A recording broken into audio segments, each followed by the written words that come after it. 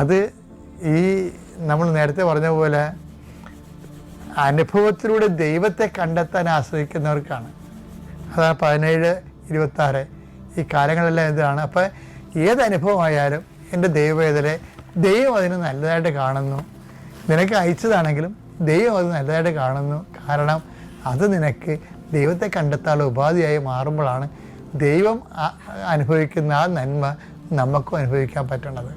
സങ്കീർത്തനം 119:71 ദുരിതങ്ങൾ എനിക്ക് ഉപകാരമായി തന്മൂലം ഞാൻ അങ്ങയുടെ ചട്ടങ്ങൾ അഭ്യസിച്ചുവല്ലോ. ഞാൻ അങ്ങയുടെ ചട്ടങ്ങൾ അഭ്യസിച്ചു, അങ്ങനെ വചനങ്ങൾ അഭ്യസിച്ചു എന്നാണ്. അപ്പം ദുരിതങ്ങൾ ഉപകാരമായതിൻ്റെ പേരിൽ വചനങ്ങൾ അഭ്യസിക്കാൻ വേണ്ടി ദൈവാനുഭവത്തിനായി ആ ദുരിതങ്ങളെ അവർ സ്റ്റിയറിങ് ചെയ്ത്, അതാണ് സംഭവം. അപ്പോൾ മോശമൊന്നും പറഞ്ഞൊന്നുമില്ല എന്നുള്ള ബൈബിളിൻ്റെ ഒരു നിലപാട്. അത് എന്ത് മോശമെന്ന് പറഞ്ഞാലും ദൈവത്തെ അന്വേഷിക്കാനും വചനത്തെ ജീവിക്കാനും വചനത്തിന് സാക്ഷിയാകാനും നമ്മൾ തീരുമാനിച്ചാൽ എല്ലാ അനുഭവങ്ങളും നല്ല അനുഭവങ്ങളാണ്.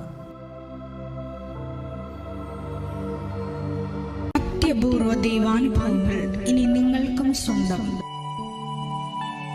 ഈ യൂട്യൂബ് ചാനൽ ഇതുവരെ സബ്സ്ക്രൈബ് ചെയ്തിട്ടില്ലെങ്കിൽ ഇപ്പോൾ തന്നെ സബ്സ്ക്രൈബ് ചെയ്യുക.